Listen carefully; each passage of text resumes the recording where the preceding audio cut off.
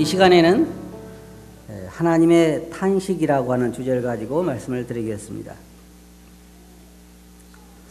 하나님을 보면 우리가 하나님의 형상을 따라서 창조됐기 때문인지는 몰라도 우리는 참 여러 가지 면에서 하나님의 속성을 많이 가지고 있습니다. 그 중에 하나가 뭐냐면 부모로서 자식에 대한 사랑이 굉장히 강하다는 것입니다. 어떤 사람은 자식에 대한 사랑보다 손주에 대한 사랑이 더 강하다고 그러는데, 그건 이제 한번 해보면 알겠지만, 어떻든 한 가지 확실한 건 뭐냐면 부모는 자식을 사랑한다는 것입니다. 근데 구약 성경에 보면 하나님께서 이스라엘 백성들, 특별히 자기가 만든 그 사람들에 대한 사랑이 대단한 걸 볼 수가 있습니다. 이게 여러분이 이 말씀을 공부해 보면요, 꼭 부모와 자식 간의 이 관계를 잘 나타내주고 있어요. 이스라엘 백성들 보면 하나님께서 너희가 집을 짓거든 이렇게 지어라 라고 말씀하시는가 하면, 음식을 먹을 때는 이런 음식을 먹지 말고 저런 음식을 먹고, 이렇게 먹는 음식까지도 이야기하시고, 어떤 또 보면 입는 의복까지도 이런 의복은 입고 저런 의복은 입지 말라고 말하고 있고, 아주 다양하게 하나님께서 이스라엘 백성들에게 말씀을 하셨습니다. 그런데 반대로 이스라엘 백성들 보면 어때요? 하나님이 이스라엘 백성들에 대해서 뭐라고 말씀하셨냐면, 이 백성이 목이 곧은 백성이다. 아직 목이 그냥 굳어 있는 거예요. 쉽게 말하면 돌아가지 않는 거예요. 굽혀지지 않는 거란 말이에요. 여러분 자녀들에 대해서 뭐라고 한 말과 같으냐면, 지긋지긋하게 말 안 듣는다 한 말과 같은 말. 그 말이나 목이 곧은 백성이라고 한 말이나 같은 말이라 그 말이에요. 부모가 자식에 대해서 하는 얘기 중에 하나가 뭐냐면, 내 자식들이 부모 말을 잘 듣는다 안 듣는다. 지금 오늘 우리가 본문 말씀 읽은 게 바로 그 말씀이에요. 이 백성이 내 말을 지긋지긋하게 안 듣는다. 그런데 여기 말씀 보면, 너희의 구속자시요 이스라엘의 거룩하신 이신 여호와께서 이르시되, 나는 내게 뭐라고 그랬어요? 유익하도록 가르치고, 잘 보세요, 너를 마땅히 행할 길로 인도하는 내 하나님 여호와라. 그런데 뭐예요? 내가 나의 명령을 주의하였더라면 내 평강이 강과 같았겠고, 내 공의가 바다 물결 같았을 것이며, 내 자손이 모래 같았겠고, 내 몸의 소생이 모래알 같아서 그의 이름이 내 앞에서 끊어지지 아니하겠고 없어지지 아니하였으리라 하셨느니라. 그런데 뭐라 했어요? 나중에 다른 말씀 보면, 그러나 너희가 순종하지 아니했다 한 말씀이 성경에 나오고 있습니다. 에레미야서 2장 17절 보면, 내 하나님 여호와가 너를 길로 인도할 때에 내가 그를 떠남으로 이를 자취함이 아니냐. 하나는 구약 성경을 통해서 우리가 볼 수 있는 그 모습 하나는 뭐냐면, 계속해서 하나님은 이스라엘 백성들을 축복하고자 하는 그러한 말씀을 하시고, 이스라엘 백성들은 계속해서 하나님을 떠나고자 하는, 불순종하는 그러한 모습을 우리들에게 보여주고 있습니다. 그래서 이스라엘 백성들이 얻은 것은 뭐냐면, 많은 실패와 고통과 슬픔 가운데 그들은 빠지게 된 것입니다. 이 말씀을 한번 살펴봅시다. 먼저 하나님은 뭐라고 자신을 말씀하셨냐면, 너희의 구속자시다라고 말씀하셨습니다. 구속이라고 한 말은 다른 말로 말하면 가서 다시 산다고 한 말과 같은 말입니다. 원래 하나님이 것이었는데, 여러분이 그 호세아서를 보면 나오죠. 호세아에게 음란한 여인을 취하여 아내를 삼으라. 하나님께서 이스라엘 백성과 자기와의 관계가 어떤 관계인가를 나타내시기 위해서 호세아에게 음란한 여인을 취하여 아내를 삼으라고 말합니다. 그 말은 무슨 말이냐면, 이스라엘 백성들이 아주 음란한 백성이었고, 하나님을 모르는 백성이었지만 하나님의 은혜로 그들을 자기 백성을 삼으신 것입니다. 그래서 그를 사랑하고 그에게 모든 것을 다 했지만 호세아의 아내는 나중에 호세아를 떠나서 다른 남자에게 가버리고 맙니다.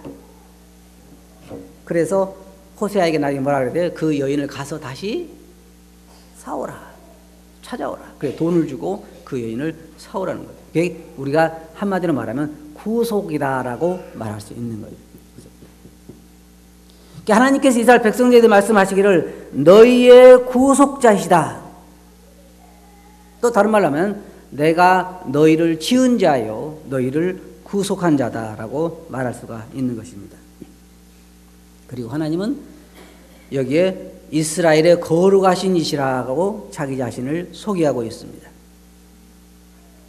그러면서 뭐라고 말씀하시냐면 나는 너희에게 유익하도록 가르치는 자다. 혹시 이 중에 제가 한 가지만 여쭤보겠습니다. 이 중에 자기 자식을 자기 이익을 위해서 이용하는 분 계시면 한번 손 들어보세요. 내가 쟤를 이용해 먹어야지. 그럼 낳기도 힘들었는데 이용해 먹어야지 내가 다르게 쓸 수 있겠어? 하나도 없어요.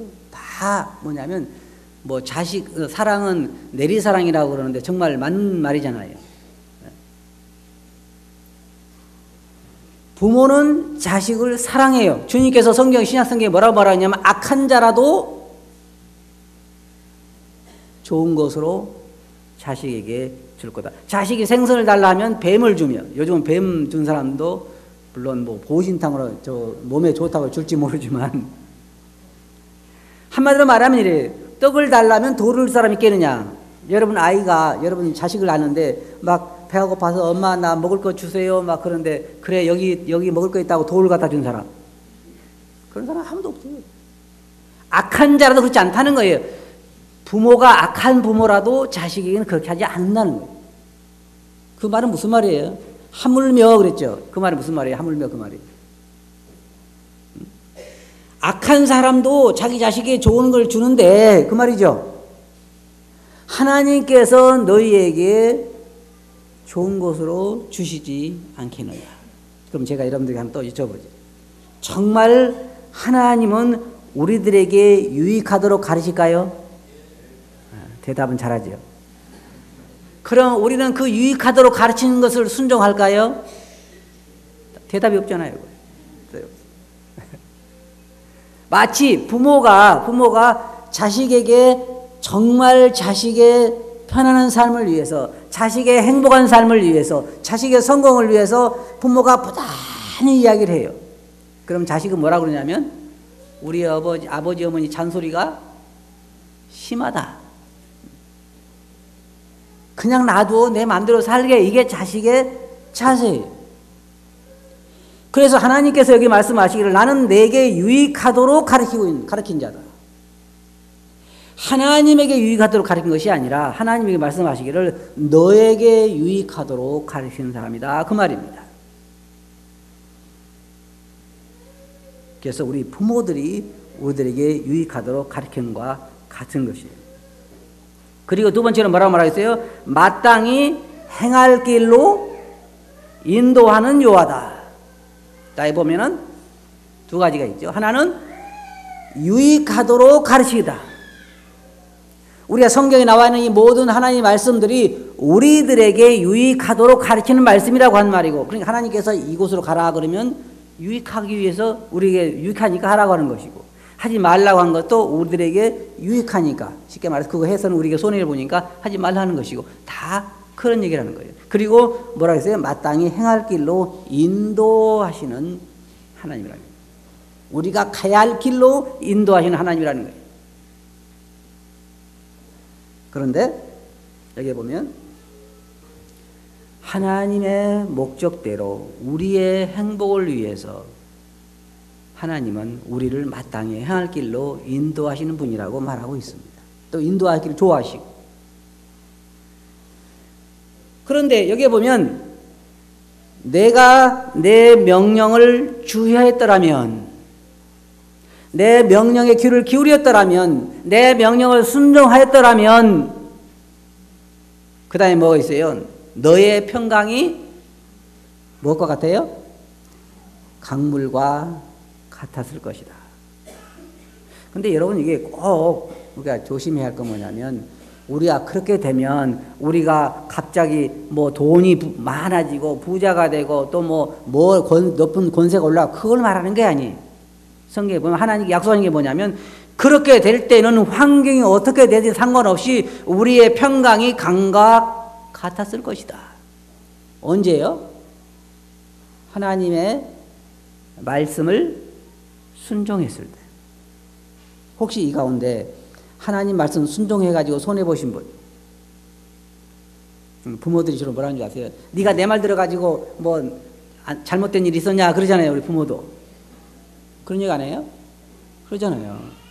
네가 내 말대로만 했으면은 그렇게 안 됐을 것이다. 그런데 그런 말 할 때 조금 질리지 않아요? 저는 제 자녀들을 양육하면서 어떨 때는 약간씩 마음이 찔릴 때가 있어요. 왜 그래요? 여기 부모님들이 안 계신가 봐. 왜 그러냐면 하나님께서 내 마음속에 뭐라고 하시냐면 너는 그럴 때가 있어요. 가끔. 그런 가치를 안 받아봐요?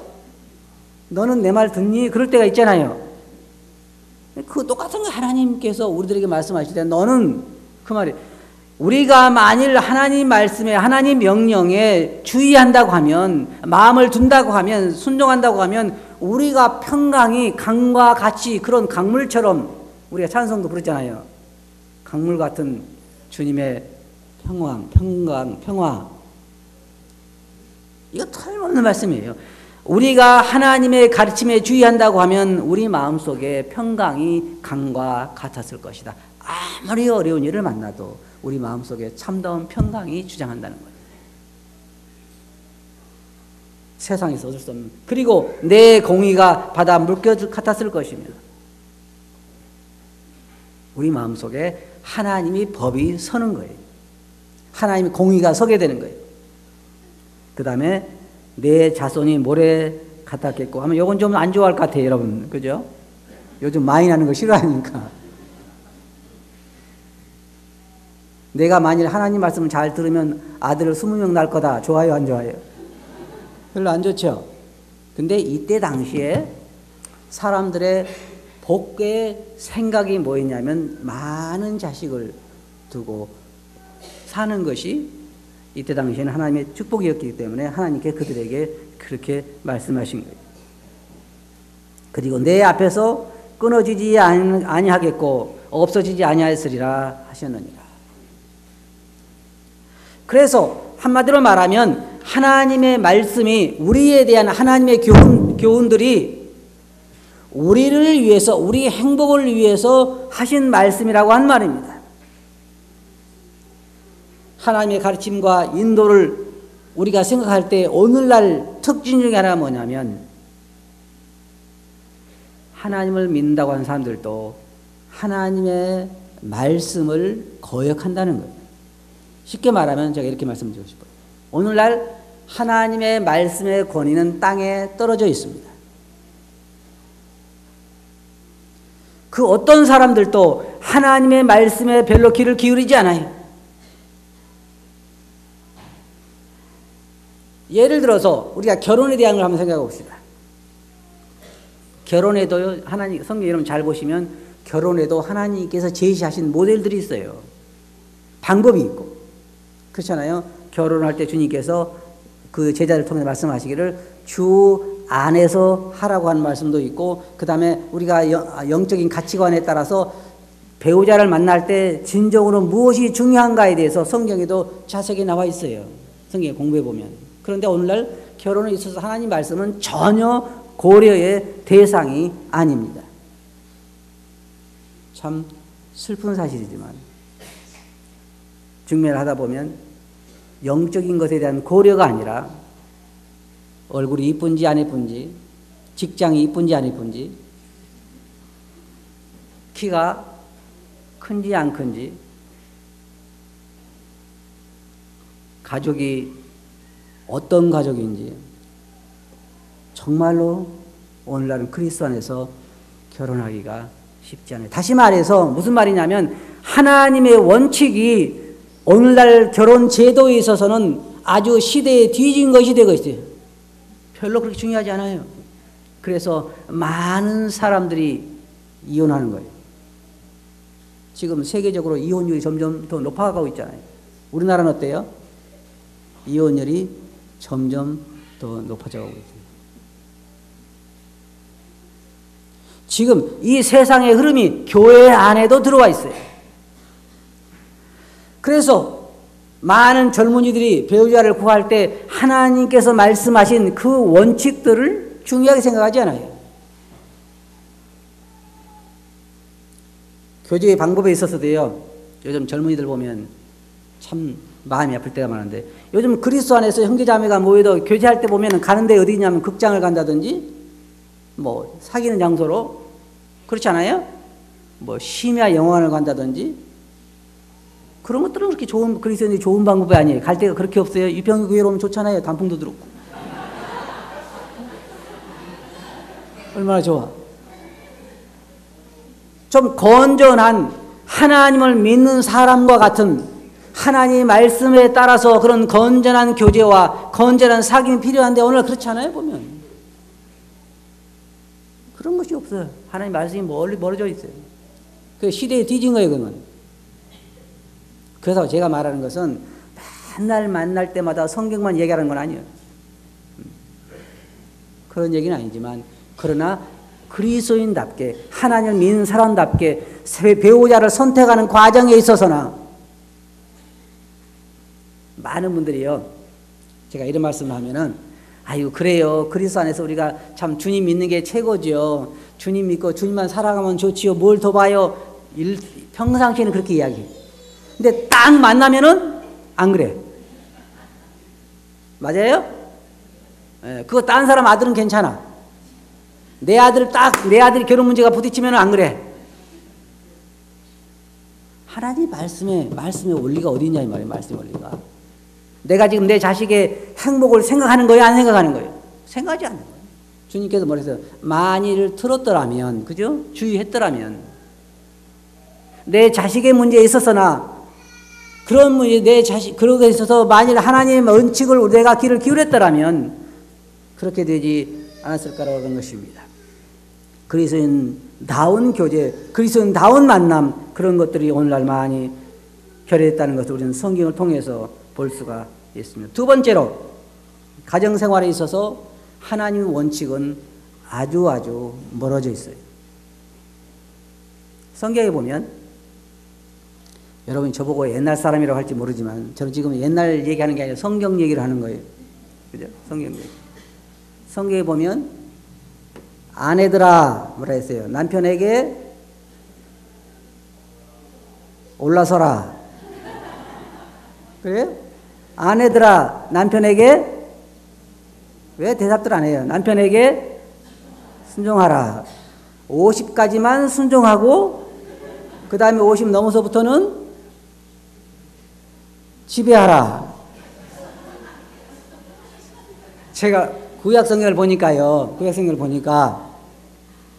사라가 나이가 80, 90이 넘어서도 사라가 아브라함을 주라 칭하여 뭐라 했어요?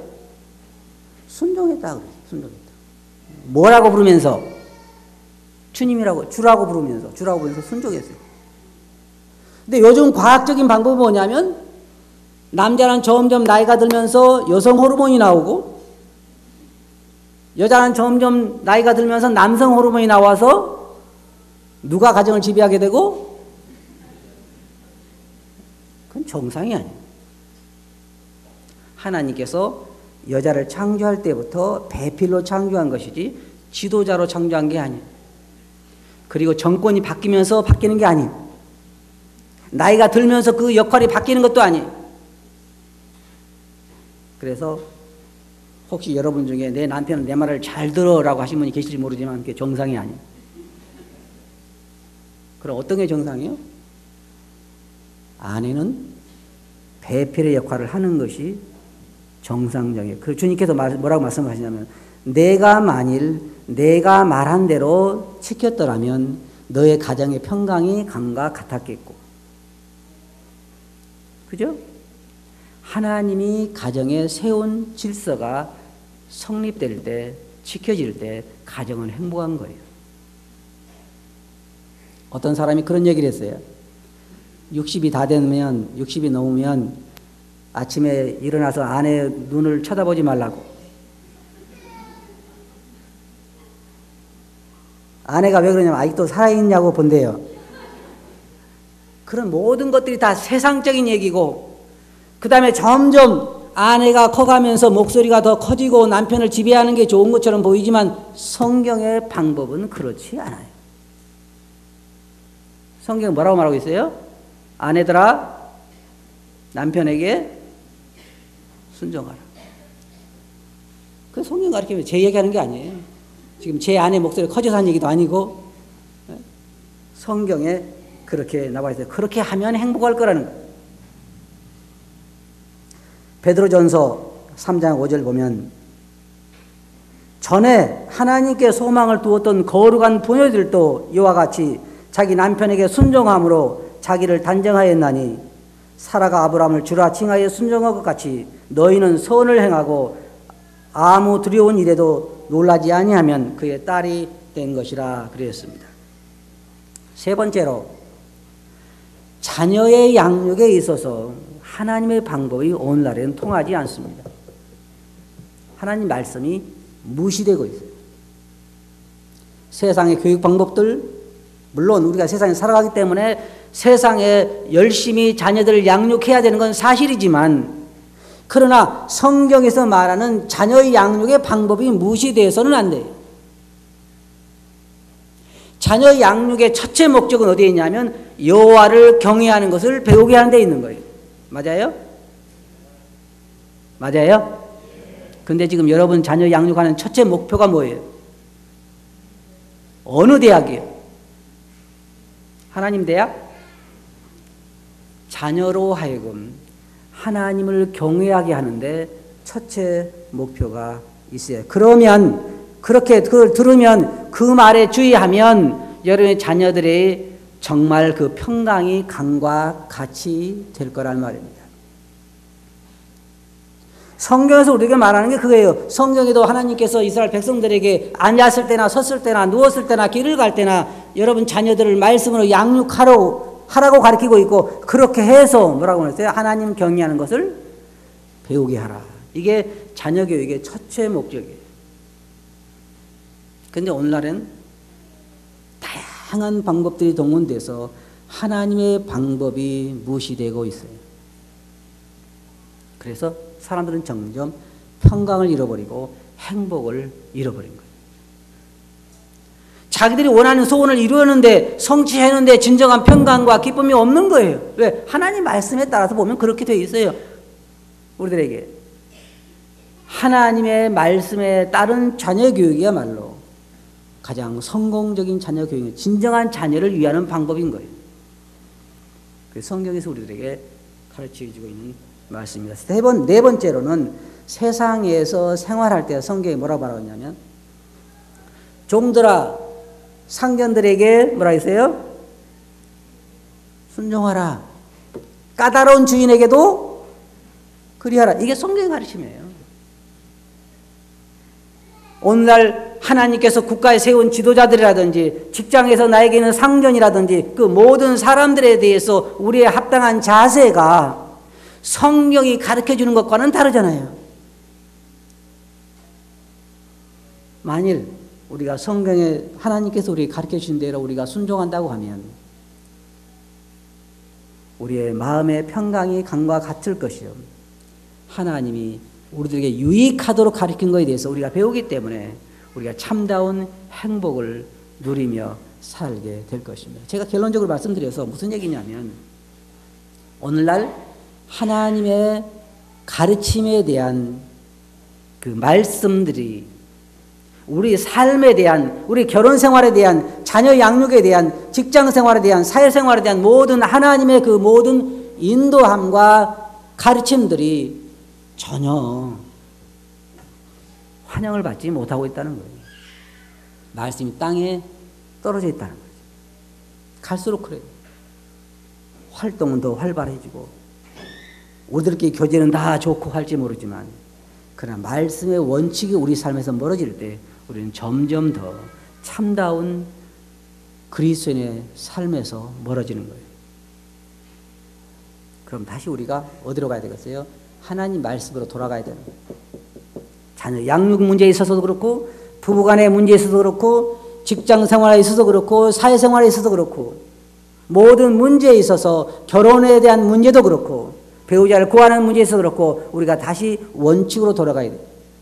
어디 말씀으로? 하나님 말씀으로. 왜? 하나님은 성경에 자세하게 말씀하고 있기 때문에 무엇이 신적으로 가치가 있는 것인지 어떻게 종으로서 자세를 취해야 되는 것인지 남편은 어떻게 아내를 사랑해야 되는 것인지 아내는 어떻게 남편을 순종해야 되는 것인지 자녀는 뭐라 해요? 자녀들 뭐라 했어요? 부모에게 순종하라. 자녀들은 부모에게 순종해야 하는 거예요. 왜냐하면 여기에 똑같은 원리죠. 부모는 자식의 행복을 위해서 말한 거기 때문에 순종하는 거예요. 주 안에서 하라 그랬죠. 하나님의 말씀의 원칙이 지켜질 때 우리는 행복을 누리게 될 것입니다. 하나님께서 이스라엘 백성을 보시면 이렇게 탄식하세요. 나는 너희를 유익하도록 가르치고 마땅히 행할 길로 인도하는 너희 하나님 여호와라. 만일 너희가 내 말의 귀를 기울인다고 하면 어떻게 된다고요? 너희 평강이 강과 같았을 것이다. 다른 말로 말하면 우리 삶에 평강이 없다고 하면 우리는 지금 정도로 가고 있지 않는 것입니다. 세상의 물을 마시려고 애굽에 가는 이스라엘 백성들과 같고 하나님 말씀을 떠나서 세상적인 방법들을 우리에게 적용해 보려고 하는 것과 같은 것입니다. 다시 우리는 원칙으로 돌아가야 돼요. 결혼 문제에 있어서나 연애하는 문제에 있어서나 자녀 교육에 있어서나 부부간의 문제에 있어서나 사회생활에 있어서 우리는 다시 하나님의 말씀의 원칙으로 돌아가야 할 것입니다. 그렇게 하시겠어요? 기도합시다. 거룩하신 아버지 하나님, 이스라엘 백성들을 보시면서 하나님은 탄식을 하셨습니다. 난 너희를 유익하도록 가르치고 마땅히 행할 길로 인도하는 너희 하나님 여호와인데 너희가 나를 떠났다 그랬습니다. 그래서 너희가 받는 고통은 너희가 스스로 나를 떠남으로 자취한 거라고 말씀하셨습니다. 주님, 오늘 저희들의 삶에 전반적으로 배어있는 세속적인 방법들에서 저희들이 다시 아버님 말씀으로 돌아가게 해 주시옵소서. 들은 말씀을 주께 의지하고 예수님 이름으로 아버지께 감사하며 기도합나이다. 아멘.